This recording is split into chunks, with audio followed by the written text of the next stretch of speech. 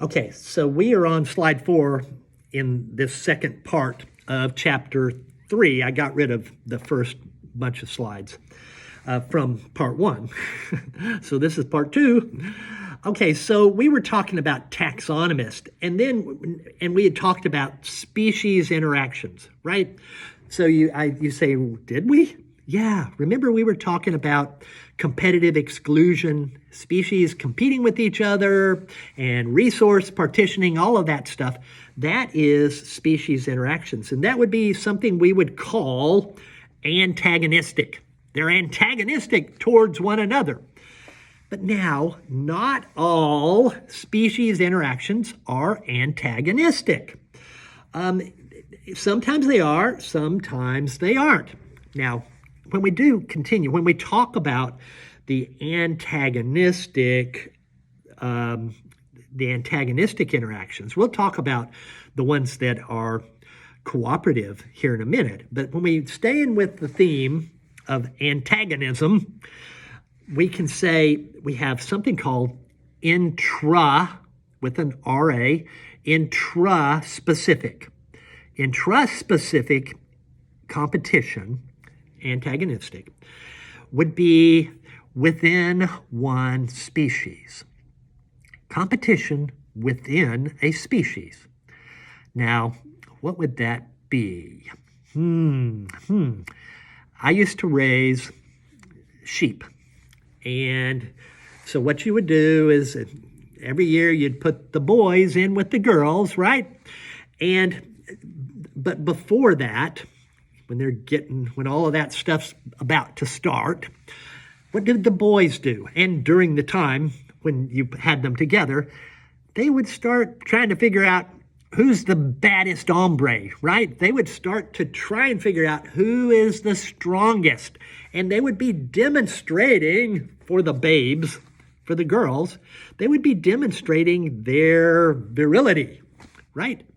So intraspecific competition is oftentimes an example would be competition by the males for breeding rights. My sheep, what I would do is I'd have different breeding groups, right? I'd have a boy with some of the girls over here and another boy with some of the girls over there, and there'd be a fence in between. And you know what those buggers would do?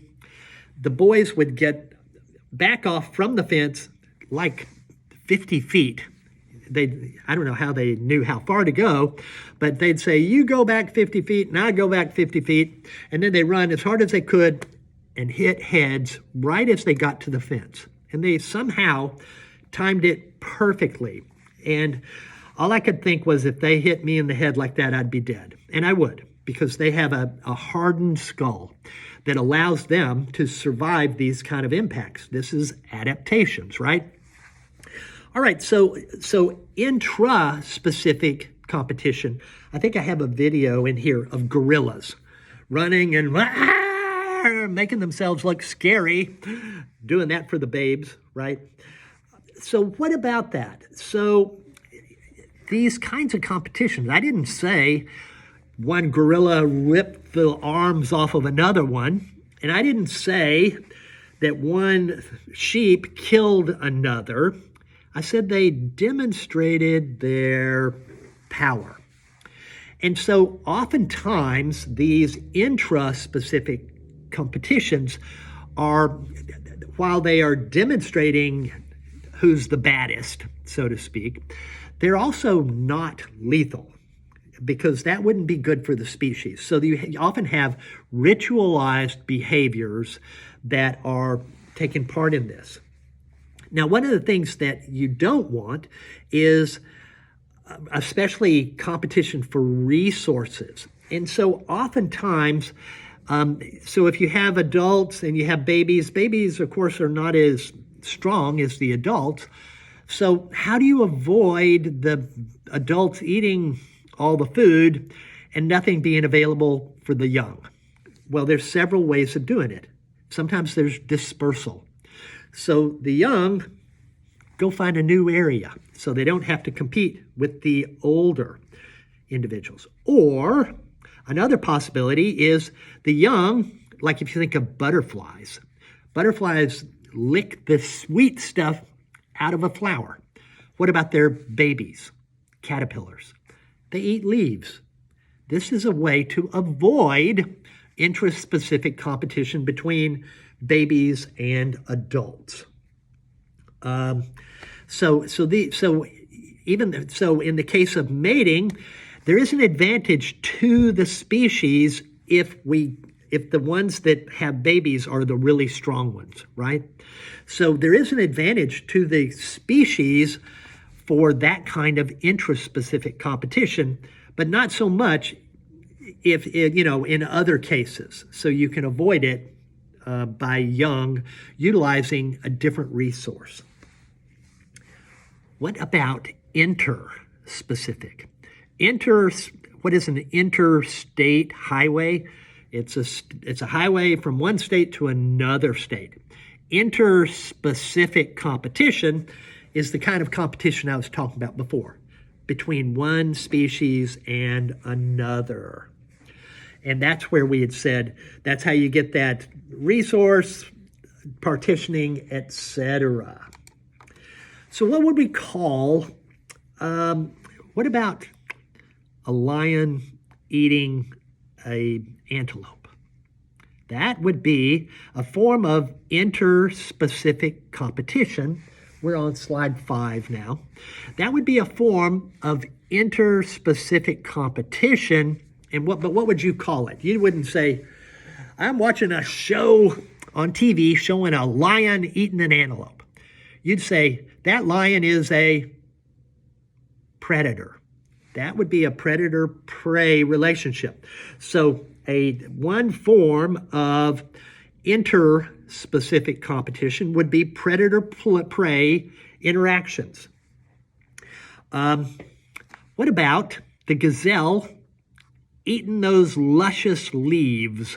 We have deer that eat our tulips. Terrible. You can't grow tulips in Pittsburgh for nothing because the darn deer, every time they get that big, they eat them down to the ground.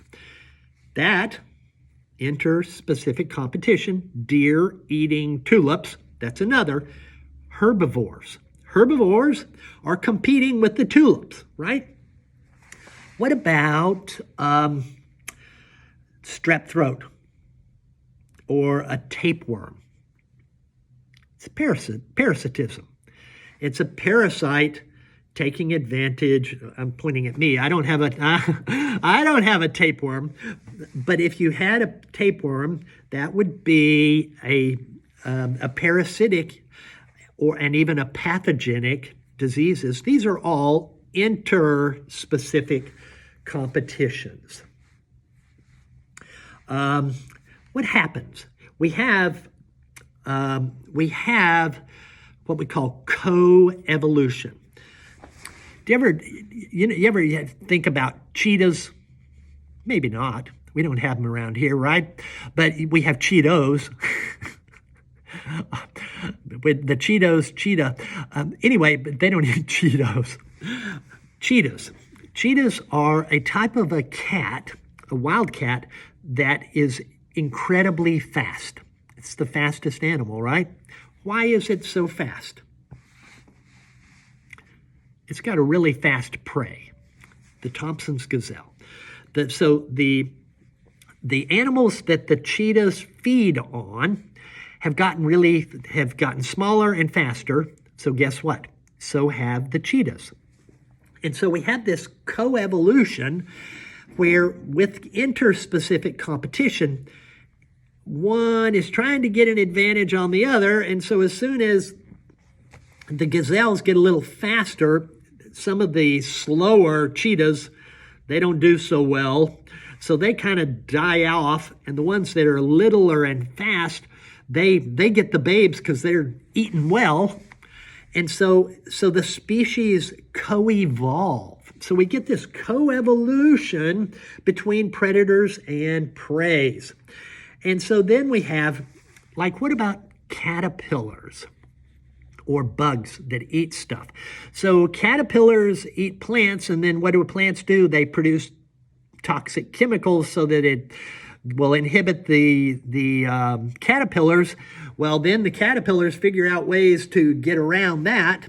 So we get even with herbivory, we get specialized abilities.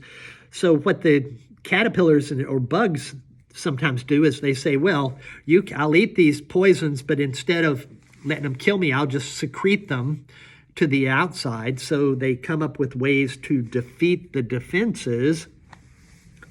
So we see this in multiple different ways. What about an animal that, an animal that eats mice, some kind of a bobcat maybe, or a lynx, it can eat hares or mice. Well, what happens is, it's what's for dinner. So what happens is when there's a lot of hares, they're like a rabbit. When there's a lot of hares in the environment, the lynx says, wow, I'm having hare tonight. But then they start killing off these hares and the numbers go down. And so it gets harder and harder to find those hares. And then all of a sudden they say, wait a minute, there's a mouse over there. There's another one there. Oh my gosh, mice are everywhere. Forget the hares. I'm going for the mice. And so they shift to the mice. Well, guess what happens to the hares? The hares say, that's so much better. They're not looking at us even. We can have more babies. And the hare numbers come up. Mouse numbers go down. Gets harder and harder to find them mice. Lynx says, hare is what's for dinner tonight, So we have what we call predator-mediated competition. That's what I just described. A superior competitor builds up in the environment.